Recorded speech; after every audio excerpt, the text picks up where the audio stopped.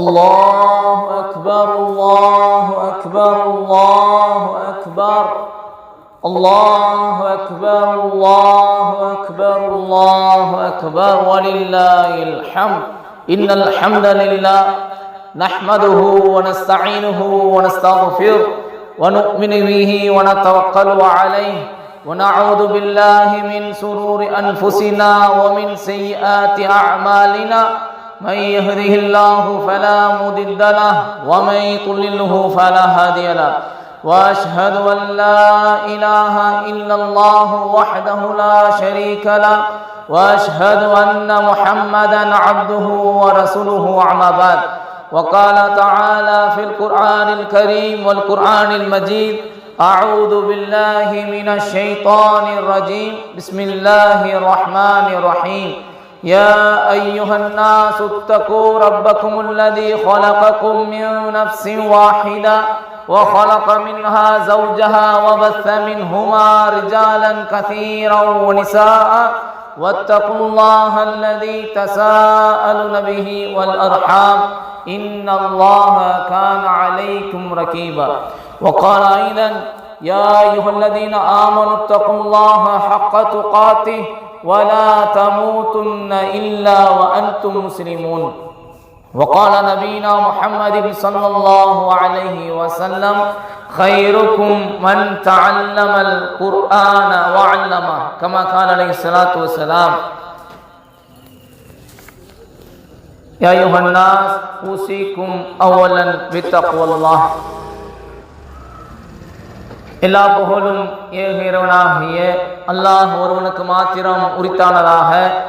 அவனுடைய சாந்தியும் சமாதானமும் நாம் எல்லாம் உயிரோட மேலாக நேசிக்கக்கூடிய உத்தம சத்திய தூதர் முஹம்மது நபி ஸல்லல்லாஹு அலைஹி வஸல்லம் அவர்கள் மீதும், இன்னும் அவர்களை பின்பற்றி வாழ்ந்த சத்திய சஹாபாக்கள், தாபீன்கள், தபா தாபீன்கள், சுஹதாக்கள், இமாம்கள், நல்லோர்கள் அனைவர்கள் மீதும், இன்னும் உங்கள் மீதும் எம் மீதும் ஒட்டுமொத்த இஸ்லாமிய சகோதர சகோதரிகள் மீதும் அல்லாஹுடைய சாந்தியும் சமாதானமும் என்றும் என்றென்றும் நின்று நிலவட்டுமாக என பிரார்த்தனை செய்தவனாய், அன்பார்ந்த இஸ்லாமிய சொந்தங்களே, உறவுகளே, அல்லாஹுடைய மிக பெரும் கிருபையினால் அல்லாஹ் நம்மளை ரமலானை அடைய வைத்தான். பிறகு அந்த ரமலானிலே நடைபோடக்கூடிய ஒரு வாய்ப்பையும் அல்லாஹ் கொடுத்தான். 10 கடந்தோம், 20 கடந்தோம், 30 கடந்தோம். அந்த கடைசி 10ஐயும் கடந்தவர்களாக தற்பொழுது ஈதுல் ஃபித்ர் என்று சொல்லக்கூடிய நோன்பு பெருநாள் தொழுகையை தொழுததற்கு பிறகு நாம் இங்கு நன்மையை நாடியவர்களாக அமர்ந்திருக்கிறோம். அன்பார்ந்த இஸ்லாமிய சொந்தங்களே, உறவுகளே, நாம் விளங்க வேண்டிய விஷயம் ஒன்றுதான். இங்கு நாம் வளவல என்று பேசி வரலாறு பேசுவதற்காக அல்ல. சொல்லக்கூடிய விஷயம் சுருக்கமான விஷயம். நாம் அதை எந்த அளவுக்கு உள்வாங்கி நடக்க போகிறோம் என்பதை தான் நாம் இங்கு விளங்க வேண்டும். ஆரம்ப காலத்திலிருந்து சொல்வார்கள், ரமலான் ஆரம்பித்து விட்டாலே எதற்காக வேண்டி இந்த நோம்பானது கடமையாக்கப்பட்டது என்று அல்லாஹ் குர்ஆனிலே சொல்லும் பொழுது லஅல்லக்கும் தத்தகூன் என்பதாக அல்லாஹ் ரப்பல் ஆலமீன் பதிவு செய்வான். ஆக நீங்கள் இறையச்சம் உடையவர்களாக ஆகுவதற்காக வேண்டி என்று அல்லாஹ் ரப்பல் ஆலமீன் பதிவு செய்வான். அந்த அடிப்படையில் இந்த கடந்து வந்த ரமலானுடைய அந்த மாதத்தின் நாட்களில் எந்த அளவுக்கு நாம் அமல்களை செய்தோம், எந்த அளவுக்கு நாம் பாவங்களை விட்டு விலகி இருந்தோம் என்பதையும் நாங்கள் விளங்கி பார்க்க வேண்டும். ஆக அமல்கள் செய்திருப்போம், அதே போன்று பாவங்களை விட்டு விலகி இருப்போம். மீதிருக்கக்கூடிய மாதத்தில் என்னுடைய நடவடிக்கை எப்படி இருக்க போகிறது? நன்மையை நாடி நான் என்னுடைய வாழ்க்கையை நான் நடைபோட போகிறேனா, அல்லது ரமலான் கடந்து விட்டது என்று மீண்டும் ஜாகிலியத்தில், அறியாமையில், பாவத்தில் விழப்போகிறோமா என்று நாம் சிந்தனை செய்து பார்க்க வேண்டும்.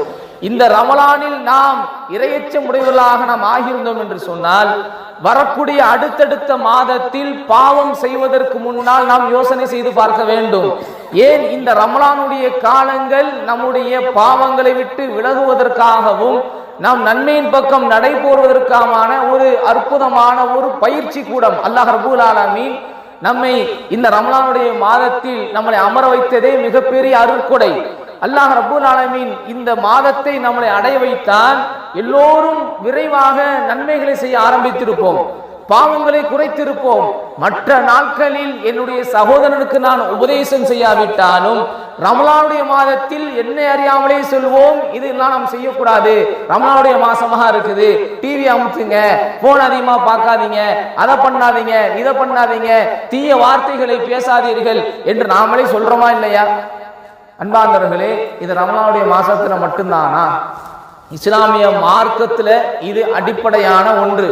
தீமையை விட்டு விலகி இருப்பது, பாவத்தை செய்யாமல் இருப்பது, நன்மையை நாடுவது, நன்மை அதிகமாக செய்வது, அடுத்தவர்களுக்கு போதிப்பது, இதுவெல்லாம் நமது வாழ்நாள் முழுக்க இருக்க வேண்டிய ஒரு விஷயம். ஒரு மாதத்தில் மட்டும் இருக்கக்கூடிய விஷயம் அல்ல. ஒரு மாதத்தில் மட்டும் நாம் அதை செய்துவிட்டு மீதி இருக்கக்கூடிய அனைத்து மாதங்களிலும் என்னுடைய பொடுபோக்குத்தனத்திலும் பாவத்திலும் கழிப்பேன் என்று சொன்னால் உண்மையில் நான் இறையச்சம் உடையவனாக இருந்திருக்கிறேனா என்பது கேள்விக்குரியதான். அன்பார்ந்த இஸ்லாமிய சொந்தங்களே, உறவுகளே, இறையச்சம் நம்முடைய உள்ளத்தில் குடியிருக்க வேண்டும். நாம் பயப்பட வேண்டும். இந்த மாதத்தை நாம் கடந்து விட்டோம், மீதி இருக்கக்கூடிய மாதங்களை எப்படி கழிக்க போகிறோம்? ஏனென்று சொன்னால் அல்லாஹ் ரப்பூல் ஆலமீன் நமது அனைவருடைய பாவத்தையும் இந்த ரமலானுடைய மாதத்தில் அல்லாஹ் கண்டிப்பாக மன்னித்திருப்பான், ஆதரவு வைப்போம்.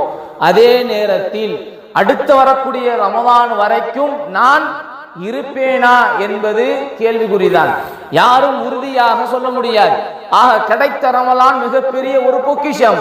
பிறகு வரக்கூடிய மீதி 11 மாதத்தில் பாவத்தை செய்து கொண்டே வந்து கடைசியில் அதிகமாக பாவங்களை சேகரித்து ரமலானை அடையாமல் நாங்கள் சென்றிருப்போம் என்று சொன்னால், நாம் இந்த உலகத்தை விட்டு பிரிந்திருப்போம் என்று சொன்னால் அல்லாஹ் பாதுகாக்கணும். அதைவிட கை சேதம் எதுவுமே கிடையாது. ஏன் இந்த ரமலானுடைய மாதம் நாம் இந்த 11 மாதத்தில் செய்ததற்கான பாவங்களை எல்லாம் அழித்து ஒழிக்கக்கூடிய ஒரு மாதம். நன்மைகள் 1, 2 செய்தாலே பன்மடங்காக நமக்கு கிடைக்கக்கூடிய ஒரு மாதம். அதை நம்ம கடந்து வந்திருக்கிறோம். இப்ப நம்முடைய வாழ்க்கையில செஞ்ச பாவங்கள்ல பெரும்பாலான பகுதியை நம்ம கடந்து அழிச்சிருக்கும். அல்லாஹ் ரப்பூல் ஆலமீன் அந்த பாவங்களை அழிச்சிருப்பான். பெரும்பாலான பாவங்கள் போயிருக்கும். நம்ம ஆதரவு வைக்க வேண்டும். பெரும்பாலான பாவங்களை அல்லாஹ் இந்த ரமலானுடைய மாதத்தில் நம்முடைய துஆக்களின் மூலமாக அல்லாஹ் போக்கியிருப்பான் என்ற ஒரு எண்ணத்தை உள்ளத்தில் வைத்தது மாத்திரம் இல்லாமல், இப்போ வரக்கூடிய மாதத்துல பாவத்தை சேர்க்க போறோமா அல்லது நன்மையை சேர்க்க போறோமா என்று நாம சிந்தனை செஞ்சு பார்க்கணும். அன்பார்ந்த இஸ்லாமிய சொந்தங்களே, உறவுகளே, இந்த ரமலானுடைய மாதத்தில்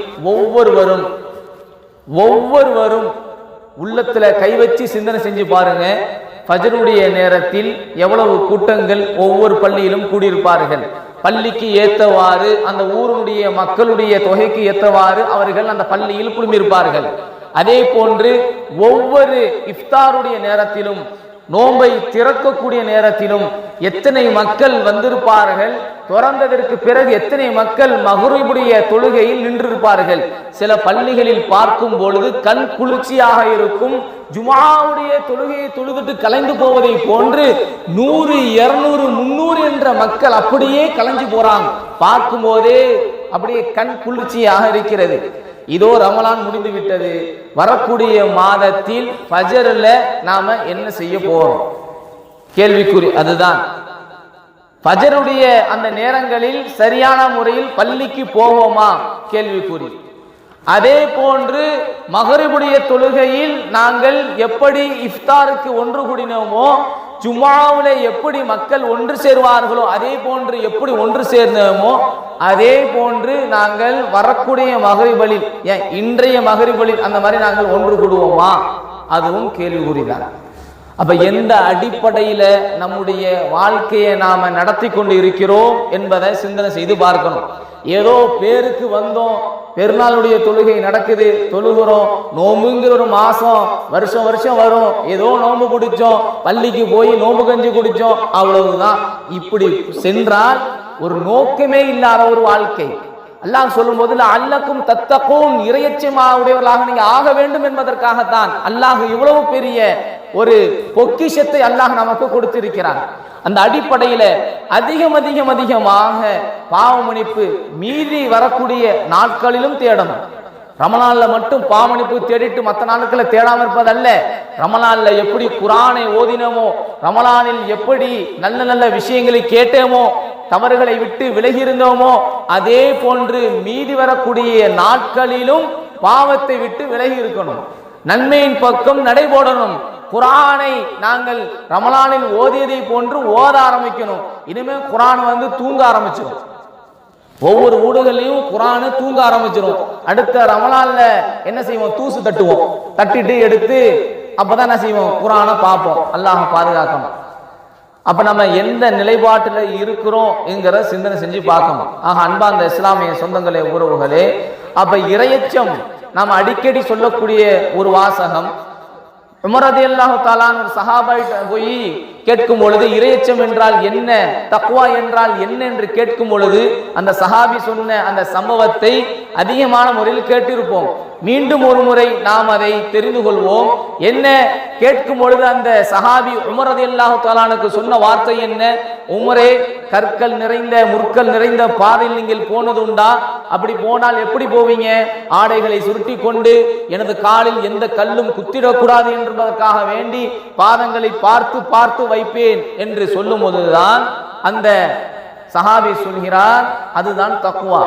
ஆக நான் செய்யக்கூடிய ஒவ்வொரு காரியமும் இது அல்லாஹ்வும் ரசூலும் காட்டி தந்ததா, அல்லது இது அல்லாஹ்வுடைய கோபத்தையும் ரசூலுடைய கோபத்தையும் ஏற்படுத்துமா என்பதை நாம் பார்த்து பார்த்து செய்வதற்கு பெயர்தான் தக்வா. அப்ப நாம இந்த ரமலானுடைய மாதத்துல என்ன செஞ்சிருப்போம்? யாரும் பார்க்கல, யாரும் நம்மளை நோட்டமிடல, தண்ணீர் இருக்குது, நல்ல உணவு இருக்குது, ஆனா குடிக்க மாட்டோம். அதுதான் தக்வா, இறையச்சம். யார் பார்த்தாலும் பார்க்காவிட்டாலும் என்னை ரப்பு பார்க்கிறான் என்று நாம் பயத்தில் இருந்தோமா இல்லையா? ஏதோ வீடுகளில் தனிமையில் இருக்கும் பொழுது அல்லது வேற எங்கேயோ தனிமையில் இருக்கும்போது உணவு கைகள் இருக்கும் பொழுதுமே கூட யார் பார்க்காவிட்டாலும் உண்ண மாட்டோம். உணவு உண்பது என்பது ஹலால், ஹராம் அல்ல. ஆக அல்லாஹ் அனுமதித்த ஒன்றையே அல்லாஹ்வுக்காக வேண்டி தவிர்ந்திருந்த நாம் மீதி வரக்கூடிய மாதத்தில் அல்லாஹ் தடுத்ததை செய்யக்கூடியவர்களாக மாறினால் எப்படிப்பட்ட ஒரு மோசமானவர்களாக நாம் இருப்போம் என்பதை சிந்தனை செஞ்சு பார்க்கணும். அல்லாஹ் அனுமதித்தான், உணவு உண்பதற்கு தடை கிடையாது, தண்ணீர் அருந்துவதற்கு தடை கிடையாது. இந்த மாதத்தில் நீங்கள் செய்யக்கூடாது, இந்த டைம் முதல் இந்த நேரம் வரை நீங்கள் விரதம் இருக்க வேண்டும், உண்ணாமலும் பருகாமலும் இருக்க வேண்டும் என்று சொன்ன ஒரே ஒரு காரணத்திற்காக, என் ரப்பு சொல்லிவிட்டான் என்பதற்காக வேண்டி, எமது தூதர் வழிகாட்டி தந்தார்கள் என்பதற்காக வேண்டி நாம் யார் பார்த்தாலும் பார்க்காவிட்டாலும் நாம் அதிலே நாங்கள் கவனமாக இருந்தோமா இல்லையா? அதே போன்றுதான் மீதி இருக்கக்கூடிய மாதத்தில் நாம் எமது அல்லாஹ்வுக்கு பயந்து நடைபோடக்கூடியவர்களாக நாம் இருக்க வேண்டும். பாவங்களை விட்டு விலகி இருக்கக்கூடியவர்களாக இருக்க வேண்டும். நன்மையை அதிகமாக செய்யக்கூடியவர்களாக இருக்கணும். நம்ம என்ன செய்ய போறோம்? நம்மளை ரமலான் கடந்து போயிடுச்சு. அந்த கால சுழற்சியின் அடிப்படையில் வருடம் வருடம் அல்லாஹ் கொடுப்பான். ஆனால் அதை அடைவதற்கு நமக்கு அல்லாஹ் வாய்ப்பை தருவானா என்பதுதான் கேள்விக்குறி. இப்பொழுது ரமலானை கடந்து நாம் வந்துவிட்டோம். மீதி இருக்கக்கூடிய மாதத்தில் என்ன செய்ய போகிறோம்? குர்ஆனை சரியான முறையில் ஓதுவதற்கு நாங்கள் முயற்சி செய்ய போகிறோமா? தொழுகையில் ஒவ்வொரு வக்தையும் நாங்கள் சரியான முறையில் தொழுவதற்கு நாங்கள் முயற்சி செய்ய போகிறோமா? அல்லது ரமலான் கடந்துருச்சு அப்படின்னு நம்முடைய பழைய ஒரு மடமைத்தனமாக இருந்த, ஜாகிலியத்தில் இருந்த, அறியாமையில் இருந்த நாட்களை போன்று மீண்டும் கழிக்க போகிறோமா என்று நாம் சிந்தனை செய்து பார்க்க வேண்டும். ஆக அன்பார்ந்த இஸ்லாமிய சொந்தங்களே, உறவுகளே, ஆக நாம் விளங்கி கொள்ள வேண்டும், அல்லாஹ் ரப்புல் ஆலமீன் நம்முடைய பாவங்களை மன்னிப்பதற்காக கொடுத்த மிகப்பெரிய ரஹமத்தான ஒன்றுதான் இந்த மாதம். அல்லாஹ் நம்மளை சொர்க்கத்திற்கு அனுப்புவதற்காக பல சலுகைகளை அல்லாஹ் வாரி கொடுக்கிறான். ரமலானுடைய மாதம், ஆஷுராவுடைய நோன்பு என்று நிறைய விஷயங்கள், இதை செய்தால் இந்த பாவம் கழியப்படுகிறது, இந்த பாவங்கள் போக்கப்படுகிறது என்று நம்முடைய பாவங்களை அழித்து நன்மையின் பக்கம் நடைபோட வைத்து சுவனத்தில் நாம் நுழைய வேண்டும் என்று அல்லாஹ் பல சலுகைகளை கொடுத்தாலும் மீண்டும் மீண்டும் மீண்டும் பாவத்திலே சென்று விழுவேன் என்று சொன்னால் அது எந்த விதத்தில் நியாயம் என்பதை நாங்கள் கேள்வி குறியாக நாங்கள் கேட்டுக்கொள்ள வேண்டும். ஒவ்வொருவரும் ஃபீ நஃப்ஸி, நம்முடைய வாழ்க்கையில். அதே போன்று பெண்கள் ரமலானுடைய காலத்தில் நல்ல தொழுகையில் பேணுதலாக இருந்திருப்போம், குர்ஆனை ஓதக்கூடியவர்களாக இருந்திருப்போம். எப்பொழுது அந்த நோன்பை தொடர்ந்து வந்தார்களோ திடீரென்று அவர்களுக்கு தொழுகை இல்லாத நிலைமை ஏற்படும் பொழுது கஷ்டப்படுவார்கள். நோன்பு போயிடுச்சே. இன்னும் சில பெண்கள் கடைசி தருணத்தில் வரும் பொழுது ஒரு 26, 27 நேரத்துல தொழுகை போயிடுச்சுன்னா எனக்கு பெருநாளுடைய தொழுகை இல்லாம போயிடுச்சு என்று கை செய்தப்படக்கூடிய பெண்கள் கண்டிப்பாக ஒவ்வொரு குடும்பத்திலும் இருந்திருப்பார்கள். அதே போன்ற கை சேதம் நமக்கு மீதி இருக்கக்கூடிய நாட்கள்ல இருக்குதான்னு யோசனை செஞ்சு பார்க்கணும். குர்ஆன் ஓதிக்கிட்டு இருந்தேன், 28 ஜுஸு நெருங்கிட்டேன், 1-2 ஜுஸு முடிக்க முடியலையே, அதுக்குள்ள ரமலான் முடிஞ்சிடுமே, எனக்கு தொழுகை இல்லாத நிலைமை ஏற்பட்டு விட்டதே என்று கை செய்தப்பட்ட பெண்கள் அதே போன்று மீதி வரக்கூடிய மாதத்துல குர்ஆனை ஓதுறாங்க. இதே போன்று தொழுகை இல்லாத நிலைமை வரும் பொழுது அவர்கள் கை செய்தப்படக்கூடியதாக இருக்கிறோமா என்று ஒவ்வொரு பெண்களும் கேட்டுக்கொள்ள வேண்டும். அதே போன்று தொழுகையில் கவனம் எடுங்கள். ஒவ்வொரு வக்துடைய தொழுகையிலும் வீட்டிலேயே சரியான அந்த நேரத்துக்கு தொழக்கூடியவர்களாக, அலட்சியம் காட்டாதவர்களாக இருக்க வேண்டும். பல வீடுகளில் தூங்கி கொண்டிருந்த குர்ஆன் இன்றைக்கு தான் என்ன செஞ்சிருக்கு, முழுமையான முறையில் அது பயன்படுத்தி இருப்போம். அதே நேரத்தில் மீண்டும் தூங்குறதுக்கான நேரம் வந்துருச்சு. அல்லாஹ் பாதுகாக்கணும். அல்லாஹ் என்ன செய்யணும், நம்ம அனைவரையும் பாதுகாக்கணும்.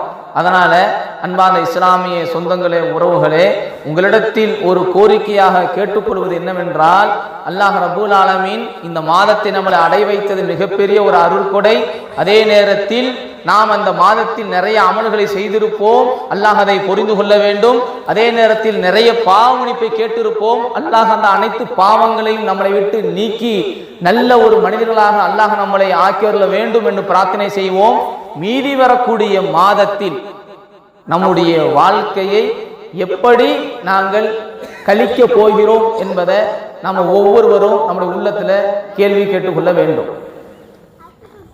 அன்பார்ந்த இஸ்லாமிய சொந்தங்களே, உறவுகளே, நாம் வரக்கூடிய மாதத்தில் நம்முடைய நாட்களை சிறந்த நாட்களாக, அடுத்த ரமலானை எதிர்பார்த்தவர்களாக, பாவத்தை விட்டு விலகி இருக்கக்கூடியவர்களாக, நன்மையை மட்டும் செய்யக்கூடியவர்களாக, ஒவ்வொரு வக்துடைய தொழுகையையும் சரியான முறையில் கவனம் செலுத்தி தொழக்கூடிய மக்களாக நம்ம மாறணும். அதுதான் விஷயம், முக்கியமான விஷயமே அதுதான். லஅல்லக்கும் தத்தகூன் அல்லாஹ் சொல்றானா, அதுல எல்லாமே அடங்கிடும். இறையச்சம் உடையவர் என்ன செய்ய மாட்டார், வட்டி வாங்க மாட்டார். இறையச்சம் உடையவர் புறம் பேச மாட்டார். இறையச்சம் உடையவர் பாவத்தில் ஈடுபட மாட்டார். இறையச்சம் உடையவர் தொழுகையில் கவனமாக இருப்பார். இறையச்சம் உடையவர் பாவம் செய்யும் பொழுது அல்லாஹ் பார்க்கிறான் என்ற பயத்தோடு வாழ்வார். இறையச்சம் உடையவர் தன்னுடைய குடும்பத்தில் சரியானவை நடந்து கொள்வார். இறையச்சம் உடையவர் தன்னுடைய சமூகத்தில் சரியானவை நடந்து கொள்வார். இறையச்சம் உடையவர் தன்னுடைய சகோதரிடத்தில் சரியாக நடந்து கொள்வார். இறையச்சம் உடையவர் தன்னுடைய குடும்பத்தை பேணுதலாக பேணி வாழ்ந்து கொள்வார். இறையச்சம் உடையவர் ஏழை எளியோருக்கு தன்னால் முடிந்த உதவிகளை செய்து கொண்டே இருப்பார். லஅல்லக்கும் தத்தகூன்ங்கிற ஒத்த வார்த்தையில் ஒட்டுமொத்த இஸ்லாமும் அடங்கியது. ஏன்னா அல்லாஹ்வுக்கு பயந்து விட்டால் அவன் ஒட்டுமொத்த வாழ்க்கையும் மாறிடும். அப்ப நம்முடைய உள்ளத்துல வர வேண்டியது ஒரே ஒரு விஷயம்தான் இறையச்சம். அதைத்தான் அல்லாஹ் எதிர்பார்க்கிறான். அந்த அடிப்படையில அல்லாஹ்வுடைய அச்சத்தை உள்ளத்தில் நிறுத்தி ஏதாவது ஒரு தவறுகள் செய்யும் ஒரு வாய்ப்பை நாங்கள் பெற்றுக்கொள்ளும் பொழுது நாம் மறந்து என்ன செய்வோம், அதிலே இன்பம் காணும் பொழுது அல்லாஹ்வை நினைத்து பார்க்க வேண்டும். யாரும் பார்க்கவில்லை, அல்லாஹ் என்னை பார்க்கிறான் என்ற அந்த எண்ணம் இருக்கும் பட்சத்தில் கண்டிப்பாக அவர் பாவத்திலிருந்து விடுபடுவார். பாவம் செய்வதற்கு முன்னால் யோசிப்பார், அல்லாஹ்வை பயந்து கொள்வார். ஆக எங்கிருந்தாலும் அல்லாஹ்வை பயந்து கொள்வோம். அப்பொழுதுதான் நாம் அல்லாஹ் பார்க்கிறான் என்ற அந்த எண்ணத்தில் நம்முடைய வாழ்க்கையை சரியான முறையில் நாம் நடத்த ஆரம்பிப்போம். அல்லாஹ்வை பயந்து கொள்வோம். அல்லாஹ் நம்மை எந்த இடத்தில் இருந்தாலும் அல்லாஹ் நம்மளை கண்காணிக்கிறான். பாவத்தை விட்டு விலகி இருப்போம். மீது வரக்கூடிய அந்த 11 மாதத்தில் நன்மையை அதிகமாக செய்யக்கூடியவர்களாகவும், தீமையை விட்டு தானும் விலகி மற்றவர்களையும் அதை விட்டு தவிர்ந்திருக்கக்கூடிய மக்களாகவும் இருப்போம். அதே நேரத்தில் அதிகமாக ஏழை எளியோருக்கு உதவி செய்வோம். சல்மான் ஃபாரிசி ரலியல்லாஹு தஆலா அவருடைய இறுதி தருணம் எப்படி இருந்தது என்று சொன்னார்.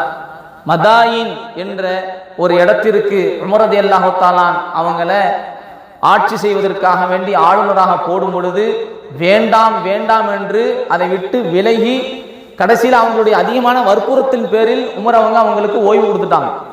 மரண தருவாயில் அவர்களை பார்ப்பதற்காக சஹாபாக்கள் போறாங்க. அவர் அழுகிறார். ஏன் அழுகிறார் என்று பார்த்தால், நான் உலகத்தில் எல்லா இன்பத்தையும் அனுபவித்து விட்டேனோ, எனக்கு இந்த உலகத்திலேயே எல்லாம் கிடைத்து விட்டதோ, நாளை மறுமையில் ஒன்றுமில்லாமல் போய்விடுமோ என்று அழுகிறார்.